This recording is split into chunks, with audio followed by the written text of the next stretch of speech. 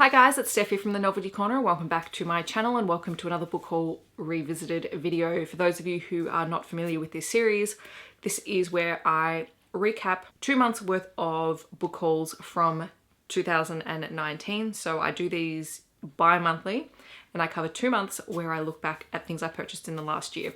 I've been doing this for a couple of years now. I use it as a way of sort of tracking what I've purchased, what I've read, what I am still yet to read, and I sort of give you guys a bit of a look into that. So today we're going to be talking about 44 books. I'm very, very brief. For the most part, you just get names and you get titles and authors.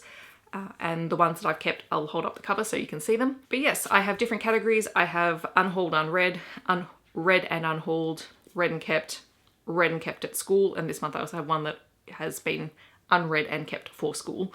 So yeah, let's dive into it. My first category is the unread, unhauled group. So these are the books that I acquired but I didn't actually read. A lot of these were review copies that I received unsolicited, but not exclusively those. So the two that I purchased in some way or other were The Merciful Crow by Margaret Owen, which came in a fairy loot box, and Angel Mage by Garth Nix, which I was very excited about but just didn't connect with. And then the review copies included Ghost Bird by Lisa Fuller, which I actually regret now unhauling because at the time it didn't seem like something I would read, but now that I've learned a little bit more about it, could have been something that I might have enjoyed. It also might have scared the pants off me, so maybe that was a good thing as well. There was The Diver's Game by Jessie Ball, The Place on Dalhousie by Melina Marchetta, which I am actually holding on to for a friend who I will eventually send it out to whenever this world thing is less chaotic. The Farm by Joanne Ramos, and Little Stones by Elizabeth Cooper. So 7 books in that category. Then there is the read and unhauled category. So these are all books that I have read but have since passed on. That includes Heart of the Cross by Emily Madden, which was an Australian historical fiction book with a bit of romance woven into it. Attraction by Ruby Porter. Faker by Sarah Smith. Weapon by Lynette Noni, which was the second book in the Whisper duology. And The Night Fire by Michael Connolly, which is part of the Bosch Ballard universe, which I do enjoy reading, but once I read it, I don't really need to read it again. Now we come to the read and kept section. There are 26 books here. The first one is The Tea Dragon Festival by Katie O'Neill. A lot of people will be very familiar with this series because it is absolutely gorgeous. It is a graphic novel series with gorgeous illustrations featuring tiny little dragons that are called tea dragons because they grow tea leaves out of their head. I also kept Growing Up Queer in Australia, which was edited by Benjamin Law. This is a collection of short essays about people's lives growing up queer in Australia, as the title would suggest. Capturing the Devil by Kerry Maniscalco, the concluding book in the Stalking Jack the Ripper quartet. Dark Dawn by J. Christoph, the third and final book in the Nevernight Chronicles. The Bridge Kingdom by Daniel L. Jensen. This is a fantasy romance book. This is the first book in this series, and I received this in a Bay Crate box, and it is one of the most stunning books that I own, and even has artwork under the dust jacket. To Be Taught If Fortunate by Becky Chambers. This was her most recent novella and it is fantastic. Serpent and Dove by Shelby Mahurin. I know this book can be quite controversial depending on who you talk to on BookTube, but I enjoyed it for what it was. It is a YA-ish, probably a little bit older end of the YA spectrum, fantasy series about a witch and a witch hunter. Tunnel of Bones by V.E. Schwab. This is the second book in the Cassidy Blake series, and I just enjoy this middle grade series because it's got ghosts.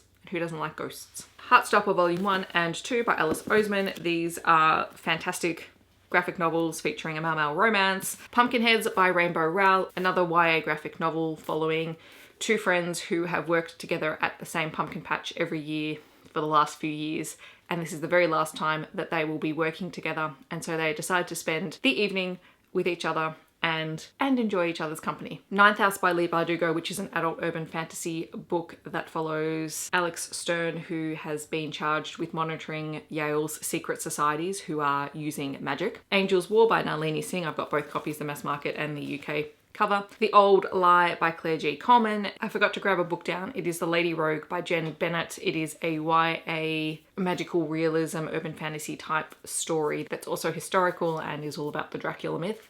I read it really recently, but I really enjoyed that one. And also The Girl with Space in Her Heart by Lara Wilkinson, which is a middle grade contemporary fiction story about complicated families. And the last set of books, because I did say there were 26 books in my read and kept, is all of the books in the Ilona Andrews Kate Daniels series, which are currently not in order because every time I tried to pick them up, they all fell out of order. So I just threw them all together in a stack so I could show you, and call it done. Then I have 6 books that I've kept at school. One of them is unread, and that is The Orchid Underground by Matt Larkin, which is an Australian middle grade mystery story. And the other 5 are books that I have read and I've kept at school. The first is You Might Find Yourself by Ty Snaith. This is a picture book and it was absolutely beautiful. I also kept Monstrous Devices by Damien Love, which was a Golem retelling. The Wind in the Wall by Sally Gardner, which was a very ghostly and atmospheric picture book for older readers. Rise of the Mythics, The Golden Unicorn by Anne Doe, which was a very popular middle grade book with my grade 3-4 readers last year. And also Franklin and Luna and the Book of Fairy Tales by Jen Campbell, which is a gorgeous picture book, and the third in the Franklin and Luna picture book series. So those are all the books that I acquired in September and August 2019. And you may notice, if you are a regular with this series, that I do not have any currently unread books from the series, if you don't discount my DNF'd ones. So that means that I don't actually have any books that I have left to read for those 2 months for this year, which I think is the first time ever. I'm going to use it to sort of get a head start on November and December's books, because there are a few of those as well. But it also means I can tackle some of the other books that are on my TBR, which is really exciting. In the comments below, if you have read any of these books, feel free to share your experiences with them, or if there are things that you are interested in picking up as a result of this video. I hope that wherever you are in the world, you are staying safe and healthy, and I'll catch you guys in my next video. Thanks so much for watching. Bye guys.